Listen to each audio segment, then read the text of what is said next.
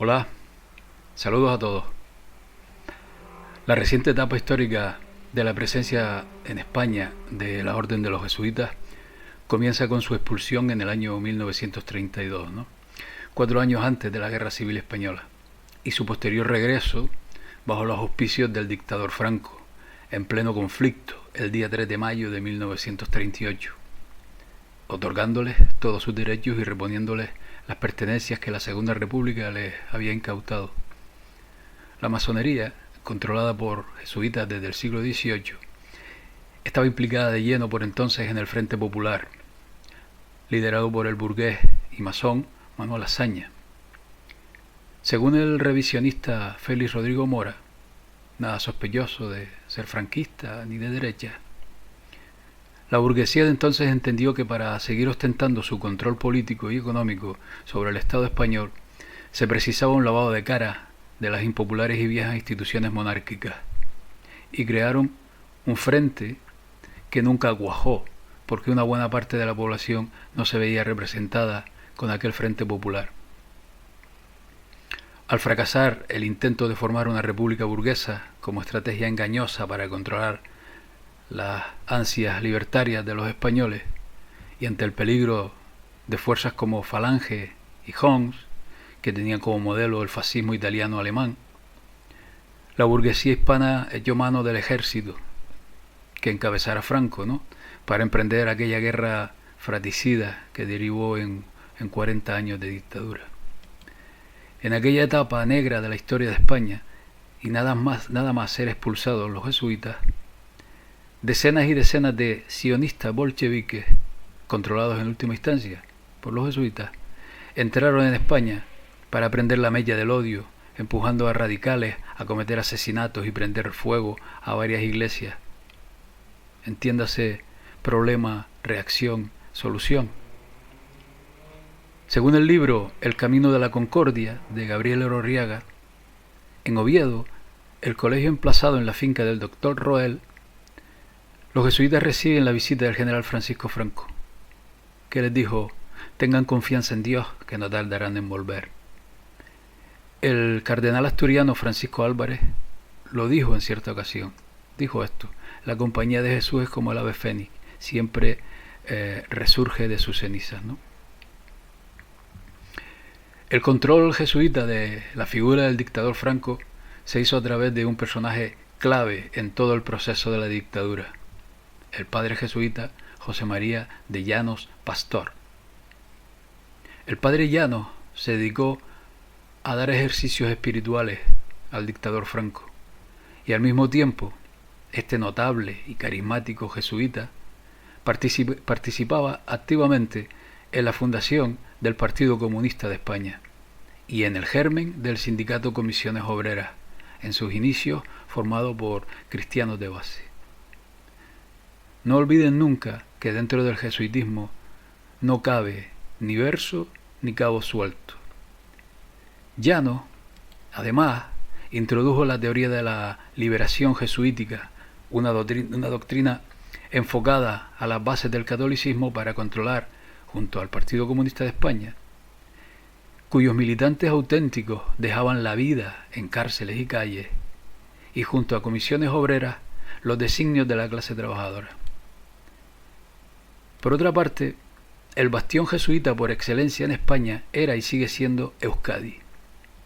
Desde Sabino Arana y el Partido Nacionalista Vasco, cuyos miembros destacados provienen todos del entorno jesuita, el nacionalismo vasco es la herramienta del jesuitismo para acorazar allí su fortín, ¿no?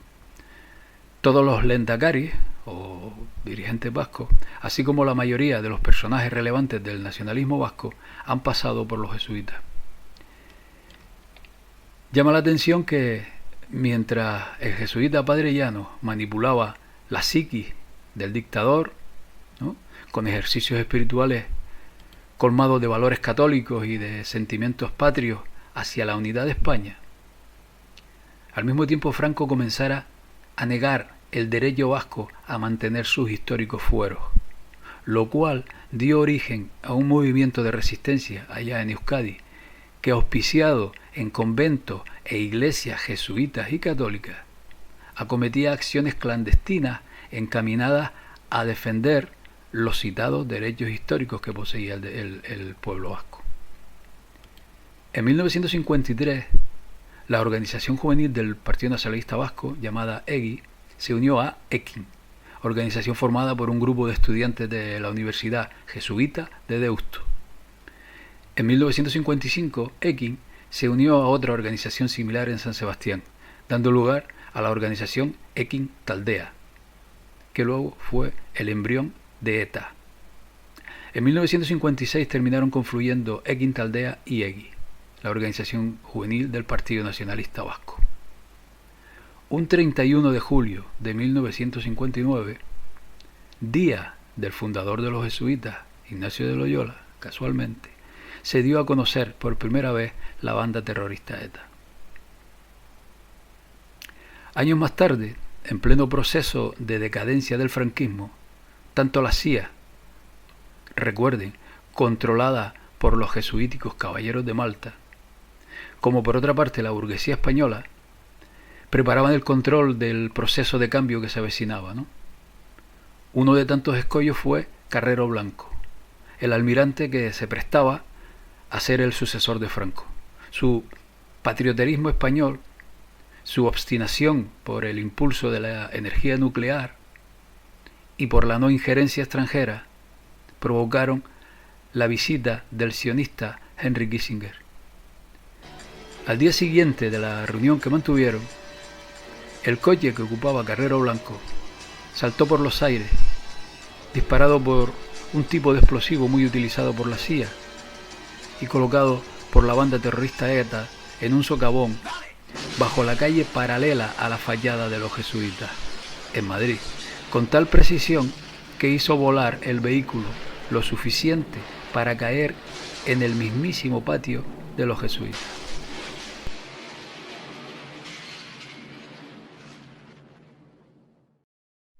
Muy cerca, en un hotel, permanecía alojado el sionista askenazi Henry Kissinger.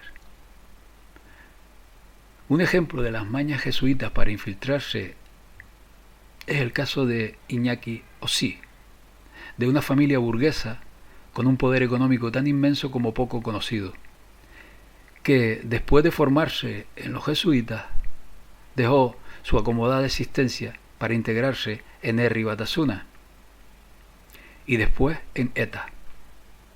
Y como no existen casualidades sino causalidades, el tal Iñaki Osí es hermano de Paloma Osí Artiñano, esposa del banquero Emilio Botín y tío de Ana Patricia Botín, expresidenta del Banesto y la sucesora de su padre en el emporio económico del Banco de Santander. Cabe reseñar aquí un detalle. Vamos a ver. Una banda terrorista se estructura de tal forma que sus células no estén interconectadas para, de esta manera, asegurar que no se desmantele, ¿no?, por completo en caso de ser detectado alguno de sus comandos. Los mecanismos para transmitir consignas entre estas células nunca son ni repetitivos ni personificados. De igual manera, cuando el cabecilla de la banda recibe órdenes o consignas, y por los mismos motivos de seguridad interna, nunca sabe de quién las recibe. Bien, una vez expedito el camino hacia el proceso de transición española, bajo la tutela del caballero de Malta, Juan Carlos de Borbón, tanto el proceso transformador del Isidoro marxista al Felipe González socialdemócrata, como por otra parte el papelón de Santiago Carrillo y la resistencia de Suárez a entrar en la OTAN, que le costó su dimisión nunca explicada, y el autogolpe de Estado del 23F para afianzar la figura del supuesto demócrata rey Juan Carlos, además del desgraciado episodio del aceite de colza, son extensos capítulos aparte pero claves en el afianzamiento del sistema jesuítico en España. Fue la CIA y el Vaticano, dominado por los jesuitas, quienes controlaron el Congreso del PSOE en el exilio de Suresnes, y fue la Iglesia Católica quien trajo del exilio a Isidoro, a Felipe González, en la España que agonizaba del franquismo. Fue Carrillo el peón clave para frenar al Partido Comunista de España, aceptando la monarquía y la Constitución del 78 a cambio de su legalización para después disolverse como el azucarillo, ¿no? Cabe recordar que Carrillo incluso le ofreció ser candidato del Partido Comunista de España al Padre Llano, pero esto no forma parte de la manera de proceder de los jesuitas, ¿no? Los cuales se mantienen siempre en un segundo plano, dejando a otros la gloria. Ellos solo necesitan del poder y la discreción. En 1974, el sobrino de Franco viajó a París para reunirse con el líder del Partido Comunista de España y comieron juntos en el Ber Galán, con el visto bueno del régimen, ¿no? El Partido Comunista de España era el partido más importante en la oposición y se pensaba que legalizarlo evitaría que el PSOE aglutinara a toda la izquierda. El representante del príncipe, por aquel entonces, sacó una impresión positiva y constructiva de la reunión. De hecho, Carrillo comprometió al Partido Comunista a no mover ni un dedo hasta que Juan Carlos fuese coronado rey y a reconocer a la monarquía a cambio de legalizar su partido. El resto ya sabemos la historia. Cabe reseñar que además de controlar la masonería hispana, la máxima jesuítica de controlar la sociedad a través de la formación y de la educación se cumple a la perfección, porque desde sus centros como ESADE, la Universidad de Deusto, la Complutense o Comillas, inculcan su modelo de sociedad a la gran mayoría de dirigentes y políticos que han marcado los últimos 30 años de la supuesta democracia española, como son Emilio Botín, Rodrigo Rato, su sucesor de Bankia, José Ignacio Goyrigolzarri, José Luis Rodríguez Zapatero, Alfredo Pérez Rubalcaba o Mariano Rajoy. Además de la larga lista de políticos y ejecutivos de relevancia educados en jesuitas, entre los alumnos que han pasado por las universidades, por ejemplo, por Deusto, en sus más de 100 años de historia, se encuentran conocidos personajes de la vida española y vasca como Ana Blanco, Gerardo Diego, Manuel de Irujo, Agustín Rodríguez Sagún, Sabino Fernández Campo, José Félix de Lequerica, Alfredo Sáenz Abad, Joaquín Almunia, Antonio Garrigo Walker, Carlos Garaycoechea, José Antonio Ardanza, Fernando Buesa, José María Oriol y Urquijo, Joseba Sarrionaindía, Federico Paternina, Emilio Botín, Emilio Ibarra, José Ángel Sánchez Aciaín, Espidio Freire, Eduardo Madina, Alex de la Iglesia, Mario Conde, Pedro Luis Uriarte, Irache Ibarra, Lorea Bilbao, Igón Echevarría, José Ortega y Gasset, Asier Arambarri, José Eguiguren, Pedro Morenés, José Manuel García Margallo y otros centenares de altos cargos y personajes de relevancia en la historia de España, ¿no? La Constitución española de 1978 declara a España como un Estado aconfesional. En cambio, tanto presidentes como ministros juran sus cargos ante un ejemplar abierto de la Constitución en el que el presidente pondrá la mano al pronunciar la frase, ¿no? Y junto a un ejemplar de una Biblia y un crucifijo, en clara referencia al poder que de verdad manda en España, que no es otro que el neoimperio romano del Vaticano. Pues nada, amigos, hemos hecho un breve repaso muy sintetizado a varios episodios de la reciente historia de España. Pues hasta la próxima. Saludos a todos. Adiós.